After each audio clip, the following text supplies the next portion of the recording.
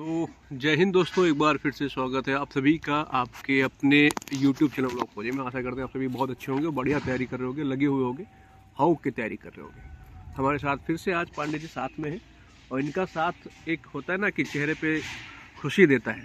तो पांडे जी 14 दिन से हमारे साथ में हैं, अभी 2 दिन बचे हुए, उसके बाद में कोर्स ख़त्म हो जाएगा और पांडे जी अपनी यूनिट चले जाएंगे और हम अपनी यूनिट चले जाएंगे।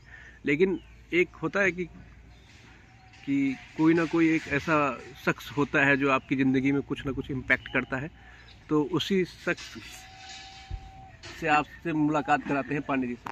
पांडे जी बहुत बहुत स्वागत है आपका एक बार फिर से हमारे यूट्यूब चैनल ब्लॉग खोजी में। धन्यवाद।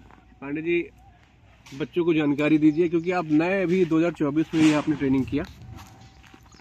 एक चीज़ बताइए SSC GD के बारे में। SSC GD का भी फॉर्म आया 20-22 हज़ार वैकेंसी है अप्रॉक्स।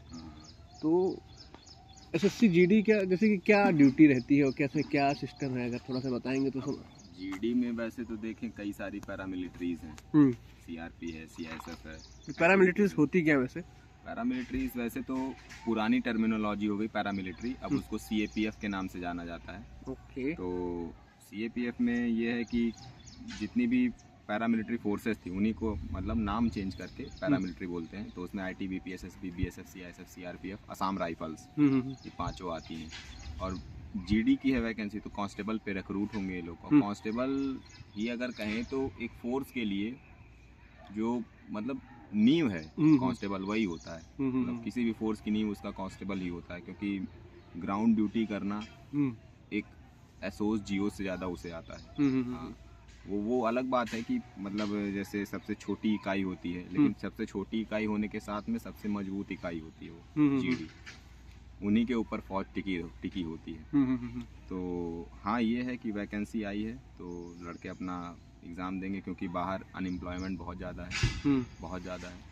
अगर अपॉर्चुनिटी मिल रही है, आपके पास अभी कुछ नहीं है, तो आप प्रिपेयर करें उसके लिए।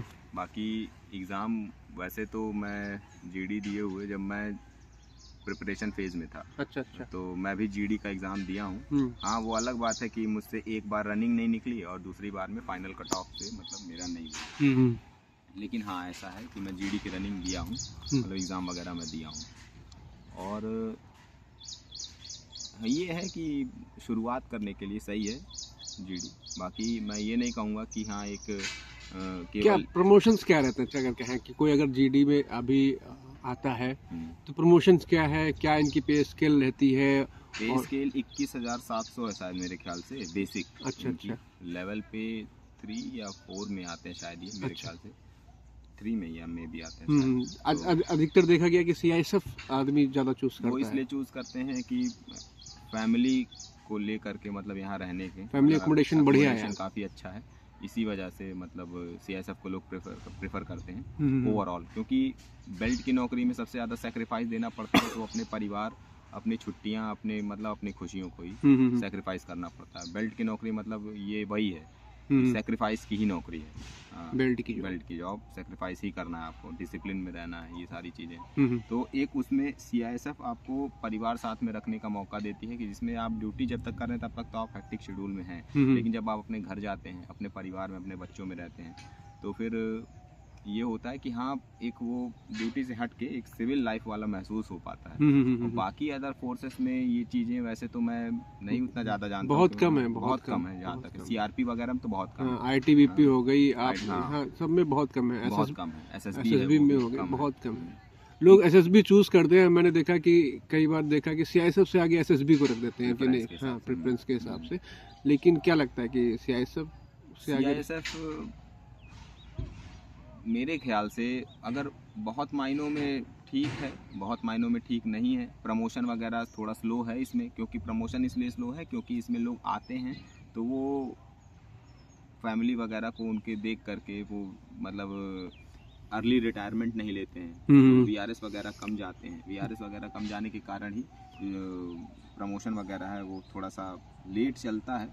मतलब कागजों में तो पता नहीं कैसा इन लोग का नियम है, कागजों में तो मतलब चल रहा है आपको MACP लागू कर देंगे 10 साल में। अच्छा। मतलब सैलरी वगैरह में आपका दिक्कत नहीं आएगा, सैलरी वगैरह पूरी मिलेगी, बट यही रहेगा MSCP वगैरह मतलब लागू होता है, सैलरी वगैरह में नहीं। हाँ ये है थोड़ा सा मतलब रहता है, वैकेंसी के हिसाब से होता है, क्योंकि हमारा बटालियन वाइज मूवमेंट नहीं होता। ये भी है, हमारा इंडिविजुअल मूवमेंट होता है, कहीं भी ट्रांसफ़र पॉलिसी वगैरह भी है, ऐसी है। ये नहीं कि हाँ पूरा एक बटालियन है उसी को, तो इस वजह से।